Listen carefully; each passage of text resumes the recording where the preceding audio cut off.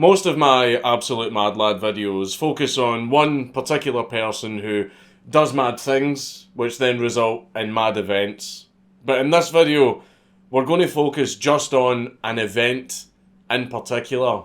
An event that was one of the darkest periods in Scottish history. An event so horrible and so atrocious that even though all the people of these islands hated each other, it shocked all of them to their core. The Glencoe Massacre.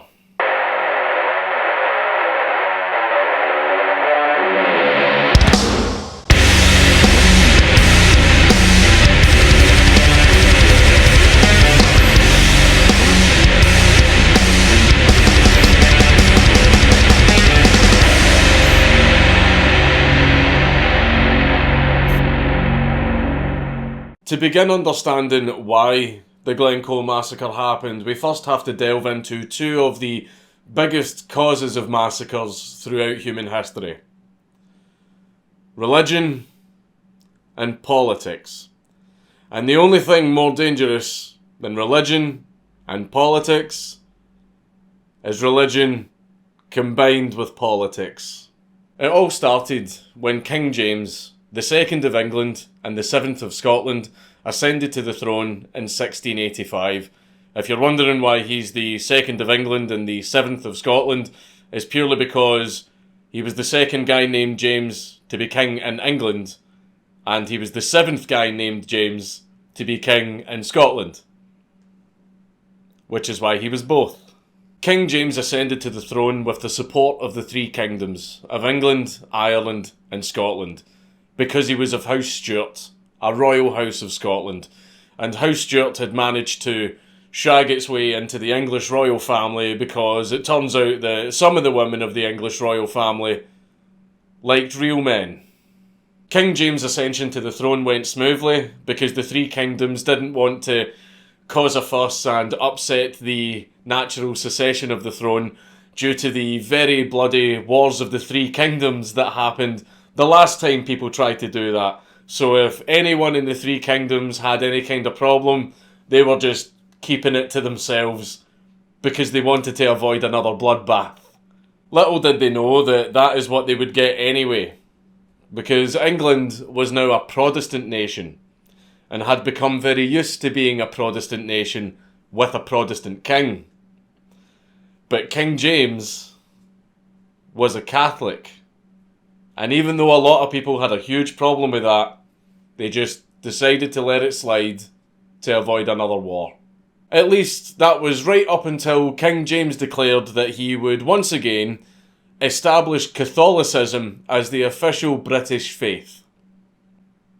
And the Protestants did not like that. And so began a boogaloo. The Protestants called for aid from allies in Holland, one of whom was William of Orange, who arrived in Britain to help the Protestants overthrow the Catholic King James, the rightful, lawful king, and so began the 1688 Protestant Revolution, also known as the Glorious Revolution. William of Orange is commonly referred to as King Billy, and he is a Protestant icon and is subject to a lot of idolatry, songs, tributes, symbolism, stuff like that. He is also the reason why the colour orange is used in a lot of Protestant symbolism. The name King Billy also inspired the name of a real Protestant street gang from Glasgow called the Billy Boys, who were recently featured in the TV show Peaky Blinders. Hello, hello, we are the Billy Boys. Hello, hello, we are the Billy Boys. We're after meat and green and lunch and a royal die. We are the Brighton Derry Billy Boys. Just a little fun fact, that song that they're singing, due to Scotland's speech laws, it's actually completely illegal for anyone to sing that song in Scotland. I think it's mostly for the up to our knees in Fenian blood, surrender or you'll die verse. I think it's probably that part. And there have been very many people who have actually been arrested and sentenced to prison for singing that song. Now, as a free speech advocate, however, I believe that Protestants also have free speech and they have every right to sing that song. And I am a Fenian. But let's get back on topic. Shortly after William of Orange arrived, the revolution was successful and King James was dethroned, and he fled Britain to the safety of France under the protection of his ally, King Louis XIV. But just because King James was gone, that didn't mean the fighting stopped. King James still had a lot of loyal supporters, especially in Scotland, and these people were called the Jacobites, named after the Latin word for James, Jacobus. King James, King Jacobus, the Jacobites. And these supporters swore loyalty to King James even though he was in exile, and they wanted to continue the fight to restore him to the throne. And so began the first Jacobite rising of 1689. There were a few Jacobite rebellions, but this video is primarily focused around the first one. What resulted was a lot of battles and skirmishes happening between the Jacobites and the forces that were loyal to William of Orange, the Williamites. And two of the most notable battles that happened were the Battle of Killiecrankie and the Battle of Dunkeld, where in both battles the Jacobites defeated the Williamites. Things were not going well for William of Orange, and he was starting to panic a little bit, because not only did he have to deal with the Jacobites, but he was also worried that France under King Louis XIV was going to invade Britain on behalf of King James to restore him to the throne. John Dalrymple, 1st Earl of Stair, acting on behalf of William of Orange, devised a plan to win over the Highland clans that had sided with the Jacobites. In exchange for the Highland clans abandoning their fealty to King James and instead swearing allegiance to William of Orange, Lord Stair would grant the Highland clans indemnity, meaning they wouldn't face any kind of legal punishments for their supposed crimes. Also, their lands and property would be legally protected, and Lord Stair would also give the Highland clans £12,000 to share out among themselves. In June of 1691, the Highland clan chiefs were summoned to a meeting in Achalader Castle, which now sits as just a ruin, to discuss the terms of the arrangement. Three of the clans that were in attendance were the MacLeans, the Camerons, and the MacDonalds. The negotiations ended up lasting several days. Leading the negotiations was John Duncan Campbell, the Earl of Breadalbane, and the chief of Clan Campbell. John Campbell had already sworn allegiance to William of Orange, but absolutely everything that John Campbell did, he did for his own personal gain. To sort of try and win the favour of William of Orange, John Campbell assured him that he was the guy, that would be able to rein in these wild, unruly Highland clans, and they would listen to him because, after all, he was a Highlander himself. John Campbell was a Highlander in blood only. The rest of him was 100% serpent. John Campbell explained the terms of the arrangement to the Highland chiefs. Renounce your fealty to King James, swear allegiance to William of Orange, and you will be forgiven for all of your past crimes. Your lands and properties will be legally protected, and you will get £12,000 to share among yourselves. One person who was seriously not happy with the arrangement was the chief of the Glencoe MacDonalds, Alistair MacDonald, more commonly known as MacIan.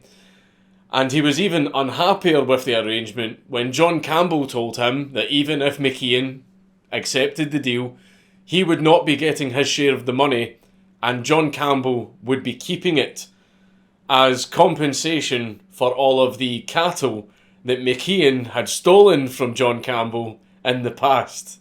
The MacDonald clan were a very large clan that dominated almost all of Scotland's Western Isles, which is why they are referred to as the Lords of the Isles. But they also had territories on Scotland's mainland, and one of these territories was Glencoe. The MacDonalds were very well known for their love of lawlessness, as well as a very long history of taking things that did not belong to them. As the years went on, the MacDonalds lost an awful lot of their power and influence, but they were still held very highly in the clan hierarchy, mostly due to their numbers and marriages into other powerful clans. For example, McKeon's own son was married to a Campbell, but we can get into that later. To get back to the meeting, John Campbell decided to add a little extra bit onto the arrangement. John Campbell told the Highland clan chiefs that if they signed the agreement, if King James launched an invasion from France to retake his throne, then the clan chiefs would be considered released from the agreement and released from their oaths to William of Orange, and they would be free to fight on the side of King James if they so wished.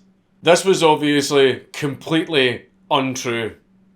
William of Orange gave no such order to include that in the arrangement. John Campbell made the entire thing up, obviously to trick the Highland clan chiefs into signing the arrangement by making them believe that they had lots to gain, yet nothing to lose. John Campbell decided to take this lie even further by telling the Highland clan chiefs that if King James did invade from France, then John Campbell and the Campbell clan themselves would also renounce their oaths to William of Orange and fight on the side of the Jacobites, when John Campbell had absolutely no intention whatsoever of doing anything like that. These absolute lies that John Campbell told the Highland clan chiefs was purely to trick them into thinking that they had lots to gain but nothing to lose from signing the agreement. It was to trick them into signing it, so John Campbell could run back to William of Orange going, Look, Daddy, I got them all to sign it. What a good little boy I am." However, the clan chiefs didn't just dive headfirst into agreeing to this arrangement. So what they did instead was they immediately sent Jacobite messengers to France to inform King James about the deal, and they weren't prepared to make any kind of decision without first getting the counsel of King James. They did this because the Scottish clan system is very reputation and honour based, and no one wants to be seen as too eager to bend the knee. So the clan chiefs told John Campbell that they would think about it, and the meeting ended. However, 2 months after this meeting, on the 26th of August, 1691, William of Orange sent out an official proclamation stating that anyone who had not sworn allegiance to him by the 31st of December would suffer the utmost extremity of the law. However, the Highland clans decided to still not sign the agreement right away because they still hadn't heard back from King James. And then rumours started circulating all over Britain that King James and his ally King Louis XIV were actually going to invade Britain from France. So the Highland clans decided to just wait and see if the invasion would actually happen and not sign the agreement just yet, because they could sign the agreement if they wanted to because they had nothing to lose, or at least they thought, but in doing so their reputation would take a hell of a knock. So they decided instead to just wait and see if the invasion happened. William of Orange grew frustrated with John Campbell and accused him of failing in his task of reining in the unruly Highland clans. So William of Orange instead turned the task over to his Secretary of State for Scotland, the Master of Stair, John Dalrymple. John Dalrymple actually originally served King James when he was in power, and the two of them were actually on very good terms. But as soon as William of Orange moved in, John Dalrymple just slid right up next to him, kind of proving that he had absolutely no sense of duty to Scotland whatsoever, and it kind of proved that he was only interested in keeping his cushy position of power, and not just keeping it, but also enhancing it. John Dalrymple's ultimate goal that he wanted to achieve was to bring all of Scotland under control. And the biggest obstacle in his way was the Highland clans. John Dalrymple hated the Highland clans and he blamed them for all of Scotland's problems. Over in France, the Jacobite messengers had finally reached King James and told him all about the deal. King James then begins discussing the possibility of an invasion of Britain with his ally King Louis XIV of France. However, with the way things currently were in France, King Louis had to tell King James that no invasion was possible. Absolutely dismayed by this, King James told the Jacobite messengers to go back to the Highlands and tell the Highland clans to sign the arrangement and pledge allegiance to William of Orange for their own protection. It was the messenger's job to get this message back to the Highland clan chiefs in the Highlands before the December 31st deadline. However, as the Jacobite messengers were travelling from France to Scotland, as they were passing through London, they were arrested by William of Orange's soldiers and placed into custody, and they were told that they would only be released once they swore allegiance to William of Orange. Now, them being detained had already cost them a few days, and they knew they absolutely had to get this message to the Highlands before the deadline, so they reluctantly bent the knee, took the oath, just so they could be released, because they knew how important it was for them to deliver this message. The Jacobite messengers had managed to reach Edinburgh by the 21st of December, 10 days before the deadline, but they still had to travel into the Highlands to relay the message to all of the clan chiefs. But at this point, William of Orange had already sent a detachment of 400 troops to be stationed in Fort William in the Highlands. Fort William actually used to be called Inverlochy, but William of Orange decided to name it after himself. Is my bias shown yet? But there was another huge problem. A problem that had existed in Scotland for very, very many years. Clan rivalry. A lot of clans did not like each other and would use any opportunity to fuck each other over and assert dominance over each other. So when a clan came across an opportunity to fuck over another clan, they would very often jump at the chance. Which is exactly what happened when the Jacobite messengers reached Glengarry.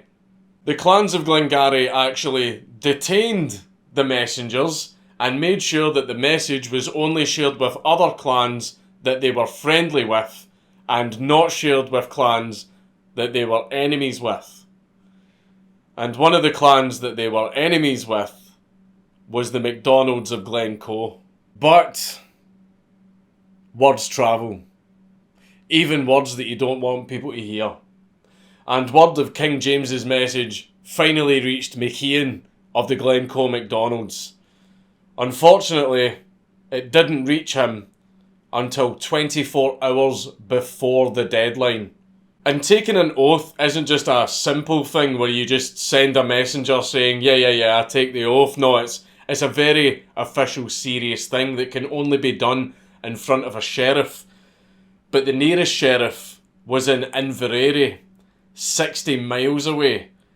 And this was the Highlands in the middle of winter, and MacIan was quite an old man. There was absolutely no way that he could get to Inveraray in time.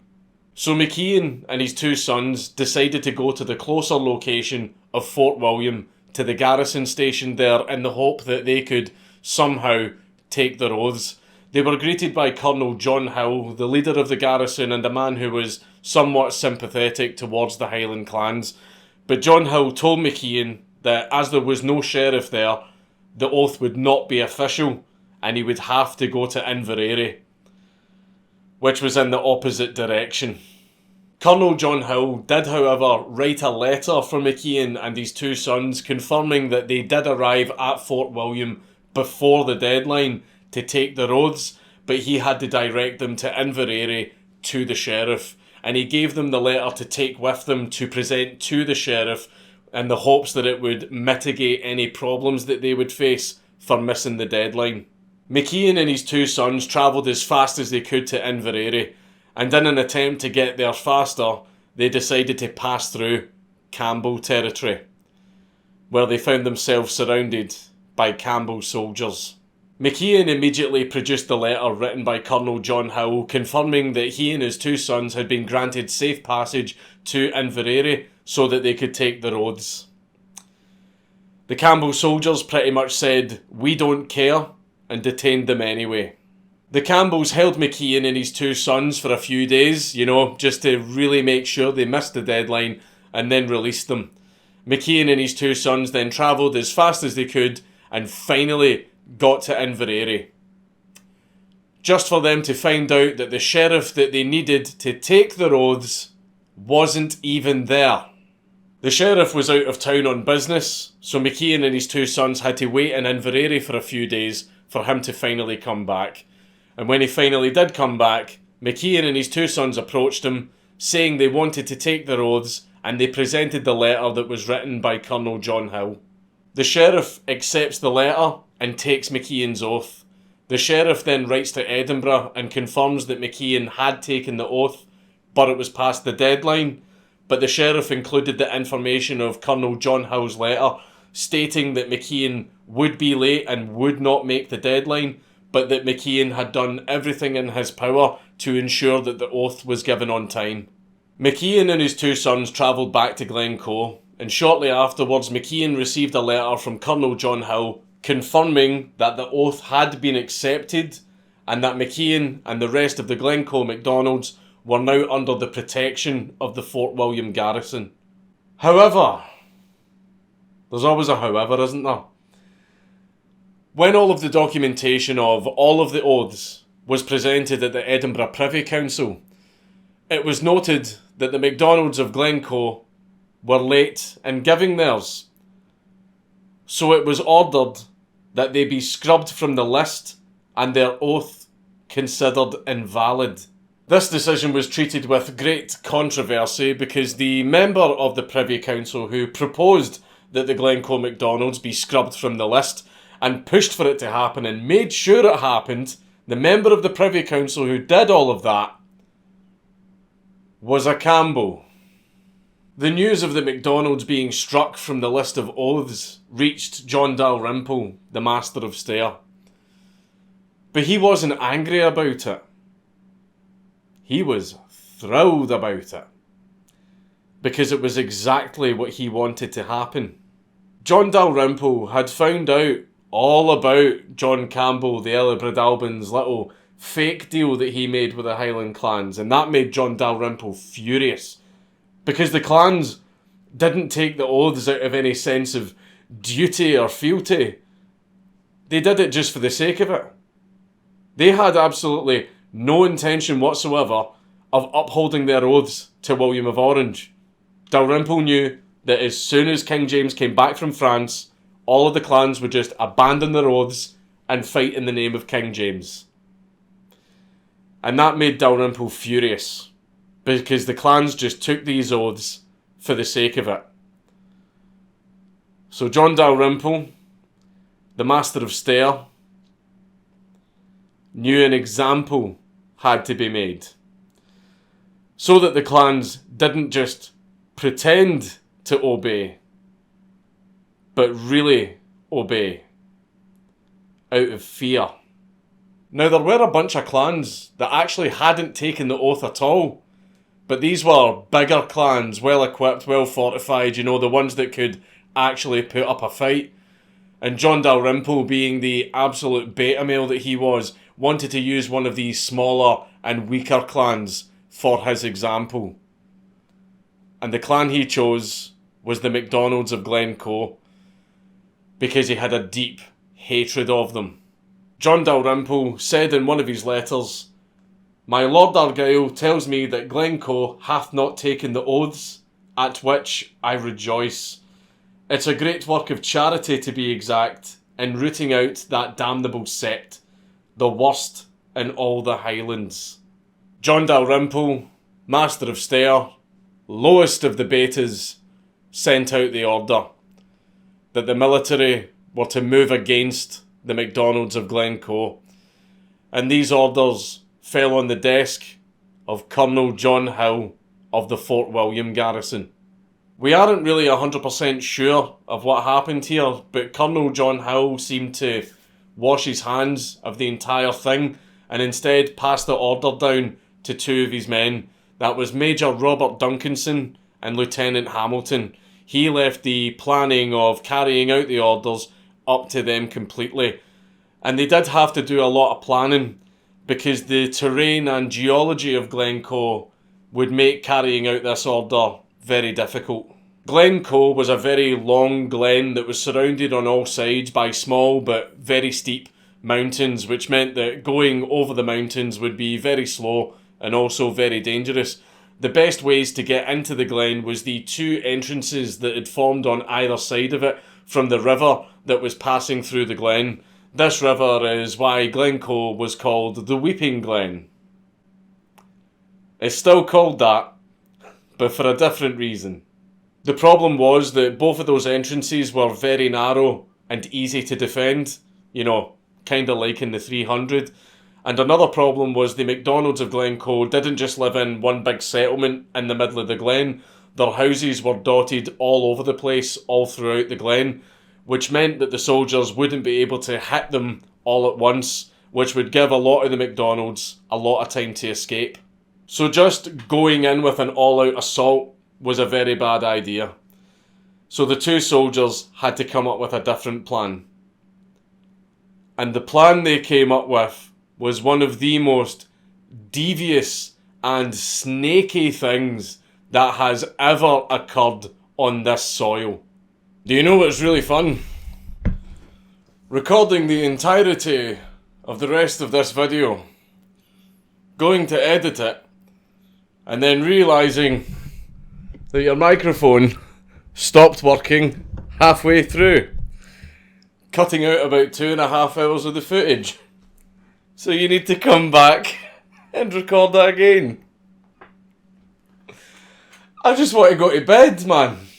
On the 1st of February, 1692, 200 red-coated soldiers, made up mostly of Campbells from the Earl of Argyll's regiment, armed with muskets and swords, marched towards Glencoe, and these men were led by Robert Campbell of Glenlyon, who was the cousin of John Campbell, the Earl of Breadalbane. However, the soldiers approached the entrance of the glen peacefully and told the MacDonalds they were only coming into Glencoe for shelter during their journey north to Glengarry because the clans of Glengarry had refused to pay their taxes. MacIan and the rest of the MacDonalds let the soldiers come into Glencoe, and one of the reasons that MacIan trusted them is, remember earlier when I said that MacIan's own son, his wife, was a Campbell? Well, Robert Campbell, the leader of the soldiers, was her uncle. They were practically family. Some historians say that all of the soldiers that went into Glencoe had absolutely no idea what they were going in there for. But some other historians say that some of the soldiers knew full well what they were going into Glencoe for. And most of the soldiers who knew were Campbells. Another reason that the MacDonalds so readily let the soldiers into Glencoe is because even though the MacDonalds were struck from the list of oaths, nobody told the MacDonalds about that. As far as they were concerned, their oaths were still valid. So as far as they knew, they were under no threat whatsoever from these soldiers. In fact, they were under the impression that they were under the protection of these soldiers. Whenever soldiers are on the march, they usually sleep in tents or makeshift shelters. But this was the Highlands in the middle of winter, so it was sub-zero temperatures outside, and the MacDonalds didn't want their guests sleeping out in the cold. So the MacDonalds invited the soldiers to stay with them in their own houses, where they fed them, washed their clothes, let them sleep in their own beds, They drank with them, danced with them, let them play games with their children, all of that stuff. For 2 whole weeks. A lot of people have heard of the term Southern hospitality, but there's another cultural thing just like it in the Highlands. Highland hospitality, where if you invite someone into your home and feed them and keep them warm, that is seen as a declaration of friendship.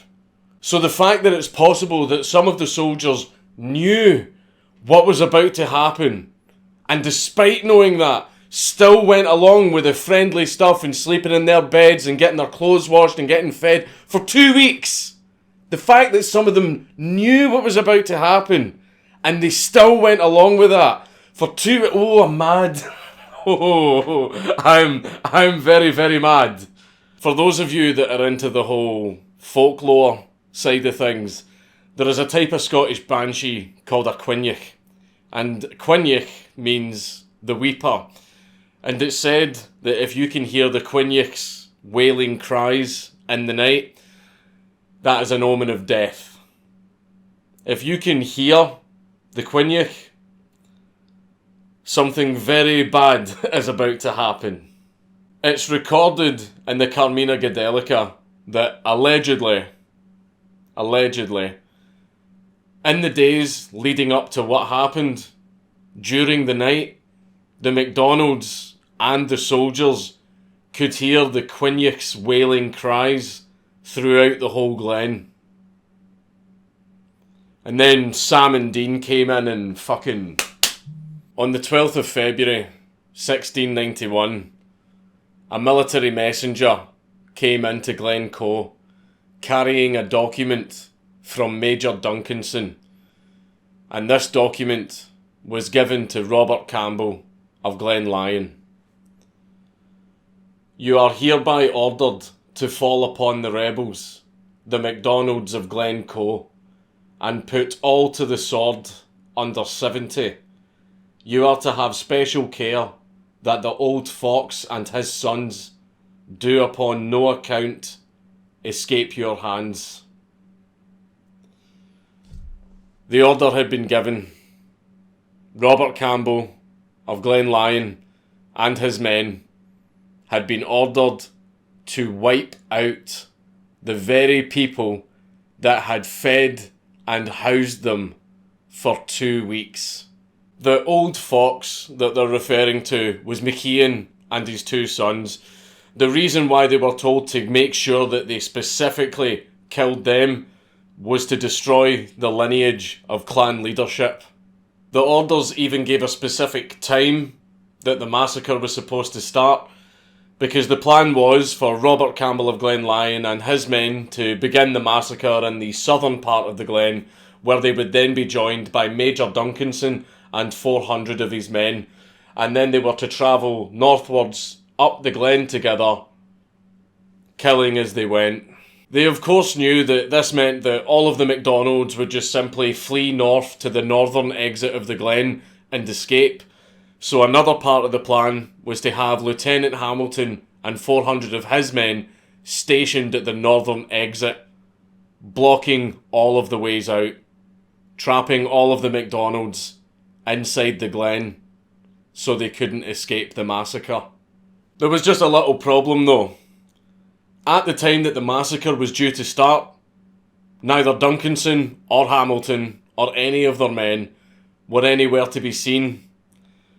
And people have came up with a few theories as to why this was. Some people have theorised that they were just simply late and didn't get there in time. But other people have theorised that Duncanson and Hamilton were very aware that what they were about to do was, a fucking war crime. And they didn't want to have any of that on their hands. They knew that there would be serious repercussions for having a hand in something like that. And they didn't want to damage their illustrious military careers. So some people have said that they wanted to just leave Robert Campbell of Glenlyon in the glen on his own to carry out the orders by himself, so that the blame would 100% be on him. He would be the fall guy. So some people have theorised that Duncanson and Hamilton were late on purpose. What sort of cements this theory is the military messenger that came into Glencoe and handed Robert Campbell his orders was a Captain Thomas Drummond, who was Robert Campbell's superior, who would be accompanying him while he carried out the orders. And a lot of people believe that Thomas Drummond was sent specifically to make sure Robert Campbell did what he was told. Once Robert Campbell had received the orders, he travelled through the glen, instructing all of his men of the massacre and the time it was due to start. Privately, of course, out of earshot of the MacDonalds. And a lot of the soldiers were absolutely fucking horrified by the orders. But the problem was, in the military back then, you had to obey orders. Otherwise you would just be killed yourself. In the middle of the night, on the 13th of February, 1691, while a huge blizzard was ravaging Glencoe, the soldiers began the massacre by quietly waking up in the middle of the night and going room to room in the houses that they were staying in and murdering their hosts and their families while they slept. The soldiers then started moving northwards up the glen, going house to house, dragging all of the occupants of each house outside, men, women, and children, and executing them. Once they were done murdering the occupants of each house, they would set the house on fire and then move on to the next one. Some of the soldiers, though, were so sickened by their orders that instead of waking up in the middle of the night and murdering everyone in the house, they instead woke the families up and told them exactly what was happening and told them to run away and try and escape. After the massacre started, the alarm was raised, and when the MacDonalds figured out what was going on, a lot of them tried to escape by running out into the glen. The problem was, this was in the middle of the night, in the middle of a white-out blizzard with sub-zero freezing temperatures. So a lot of the MacDonalds that tried to run couldn't see where they were going, and they got lost in the blizzard and froze to death. This included women and the babies they were carrying. Robert Campbell and his men continued northwards up Glencoe, murdering and burning as they went. Eyewitnesses confirmed that 2 of the MacDonalds begged Robert Campbell for mercy, but these 2 MacDonalds were immediately shot and killed by Thomas Drummond. The MacDonald men tried to fight back, but it was swords versus muskets, and they were all killed. McKean, despite being quite an old man, fought back against the soldiers, but he was also killed. Fortunately though, McKean's 2 sons managed to escape and survive the blizzard. The exact death toll of the Glencoe Massacre is widely debated among historians. It's believed that anything between 30 to 60 MacDonalds were killed directly by the soldiers, that's men, women and children, but that very, very many more MacDonalds perished in the blizzard by freezing to death when they were trying to escape the massacre. Those numbers, though, are pretty hard to verify. However, due to Duncanson and Hamilton's forces not being present, the vast majority of the MacDonalds managed to escape. A lot of the MacDonalds hid in the small mountains around the glen, and when they saw the soldiers finally leave, they climbed back down into Glencoe to bury their dead. McKean was buried on Eileen Munda, the MacDonald burial island in the middle of Loch Leven. Word of the massacre was starting to travel fast all over Britain, and the government was doing everything it could to keep it out of written record, but most importantly, keep it out of the press. But something unfortunate had happened. Robert Campbell of Glenlyon, after committing the massacre, travelled to Edinburgh, where he got blind drunk. Some people say he got blind drunk to cope with the grief of what he had done. And while he was blind drunk, remember the document he was given containing Major Duncanson's orders? He just left it behind in a coffee shop, where it was found by the last people that he would want finding it. Jacobite sympathisers. The Jacobite sympathisers were fucking horrified to see what the orders said, so they smuggled the orders out of Britain and into France, where the orders were published in the Paris Gazette. This caused serious outrage throughout Britain. Not because it was the MacDonalds. The MacDonalds were not liked by the establishment and not liked by the other clans. What made people angry though is the fact that the MacDonalds suffered something called slaughter under trust. The MacDonalds invited these soldiers into their homes to keep them fed and keep them warm, just for the soldiers to turn around and murder not just them, but also their children while they were sleeping. People did not like the MacDonalds, but what made everyone angry is that they were slaughtered under trust by the government. By the government. And that is what everyone was furious about.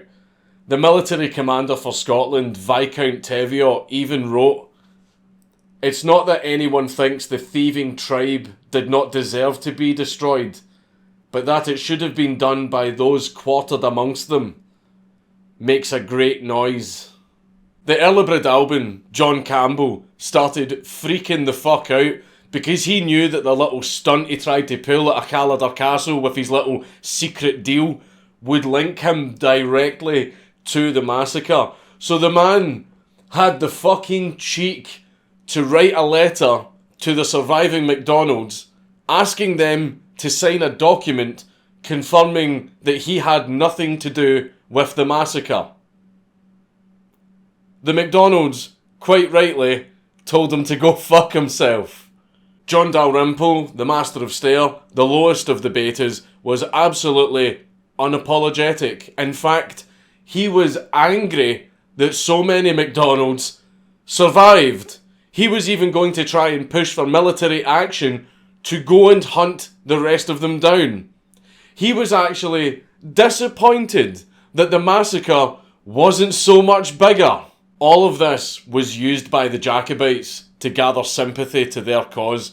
The Glencoe Massacre was constantly being used as a political weapon against William of Orange, whose own wife was absolutely shocked when she found out that her own husband gave the order for such a thing. The public were railing against William of Orange, basically saying that they were not going to support a king who commits such atrocities. The pressure from the public eventually got so bad that William of Orange gave in and launched an inquiry. The inquiry obviously proved that the Earl of Breadalbane, the Master of Stair, Robert Campbell of Glenlyon, Duncanson, Hamilton, Drummond, pretty much everyone that we have spoken about so far were all responsible for the Glencoe Massacre. The problem was, the inquiry also proved that William of Orange himself was also responsible for the Glencoe Massacre. So William of Orange buried the inquiry and did not release it to the public. This obviously pissed the public off, so a second inquiry was started, but this inquiry was arranged so that the final report would first be handed to the members of Parliament for them to see first, and not William of Orange, so that he couldn't just bury it like he did the last one. The inquiry's final report was handed to Parliament, and upon reviewing it, Parliament concluded that striking the MacDonald's name from the list of oaths should never have been done, and their oaths should still have been considered as valid. At this point in history, treason laws were a little bit different. You had a list of things that were considered treasonous offences. And whenever you say treason, you usually think of crimes committed against your king, your government, your state, your country, and it was widely viewed as one of the worst possible offences that you could ever commit. But at this particular point in history, there was a certain offence that was listed in the list of treasonous offences. Slaughter under trust. Yes, slaughter under trust was considered a treasonous offence, no matter who did it. So when Parliament reviewed the outcome of the final report of the second inquiry, Parliament concluded that the government had committed treason against its own people. I've got a semi just saying that.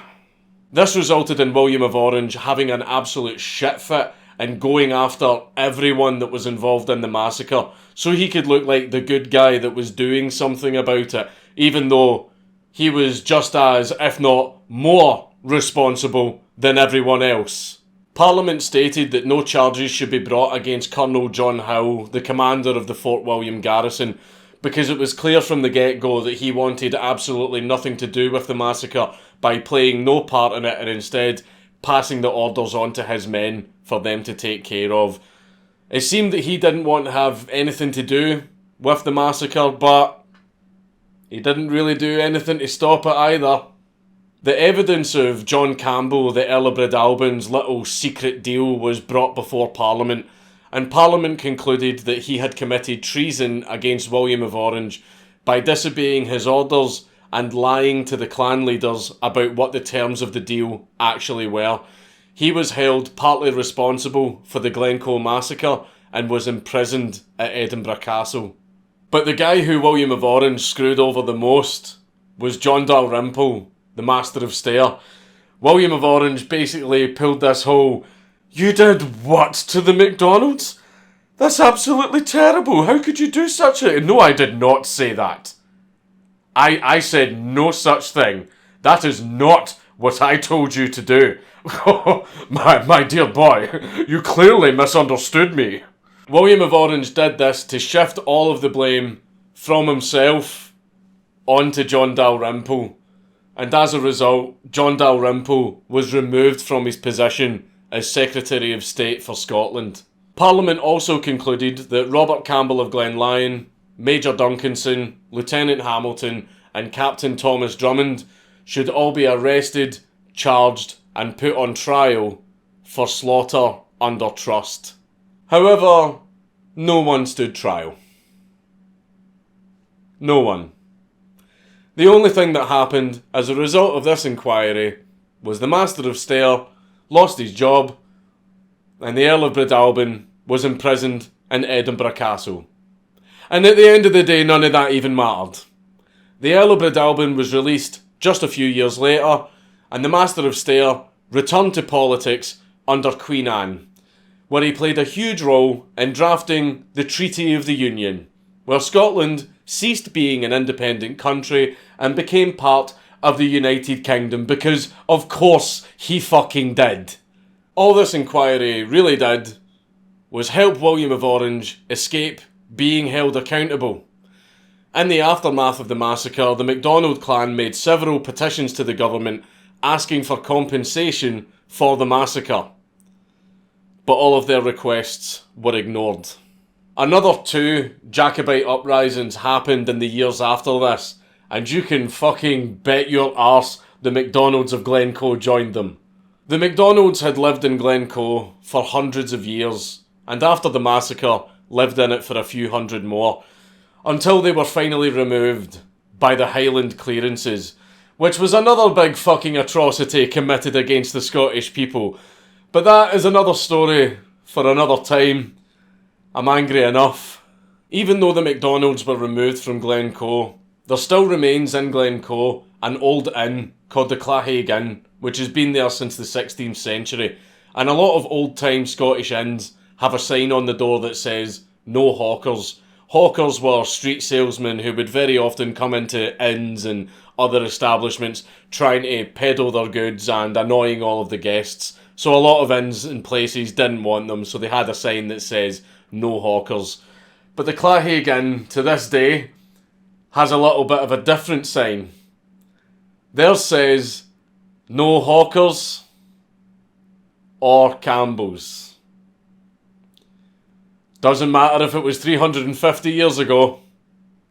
We Scots can hold a fucking grudge. The slaughter under trust of Glencoe actually inspired another atrocity.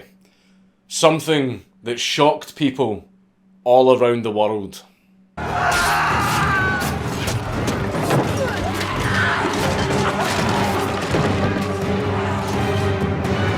Yes, the Glencoe Massacre is one of the events that helped inspire George R.R. Martin to write the infamous Red Wedding from Game of Thrones. The clans of Scotland had a very long history of resisting the powers that be. If you told them to kneel, they'd tell you to fuck off. And the powers that be knew this, so they wanted to eradicate absolutely everything about the clans out of existence. Their language, their history, their culture, their traditions, all of it. They wanted to destroy all of it.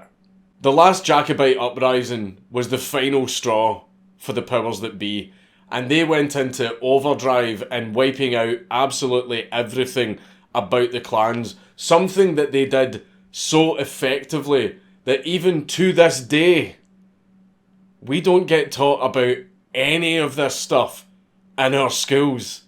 One thing that I've learned in all of my travels is that the average American with Scottish ancestry knows more about Scottish history, culture and traditions than your average Scotsman. Clownian and Gur, Rein Huislin na Hurl, Gumoch Jesahar na Chuch Gun Charges. Gai Shiv Markich and Eich Uvrich, Rebt Ruyen and Rug Voch, Aunen Schnach Gatraum Fur nam Ben Arsda. Gai Shiv Larichin Dua, Farm Bavish Dui Suye, in Common Luch Ganult Vuye Chasamalich. Herval Ferna nam Baden, Buchaunen u ev Bratig, is Gai Smuj a Churi Tetriv na Smaliv. Va de Govraher Gultje, Je Valen nam Furen, Jemes Gorstje, Sanuid ev Groch Karig. Ach, mas Johnich le Rie, Bi la Ella Gajielsjen, agus meidjen en liefje kurchaun Jew. Bi na Tudk ev en Dahig, Spi ri Ulium na Laie, Spi kurst vor ev en Avich gen en Tal. Be moroa skul evnish, mocht je loines migedi, kun chegig ri Seamus, sna Frangich. Skumpig emmen baleiche, ev vervialt nam balig krijken, losk nerver, sar netrev sa gaurig.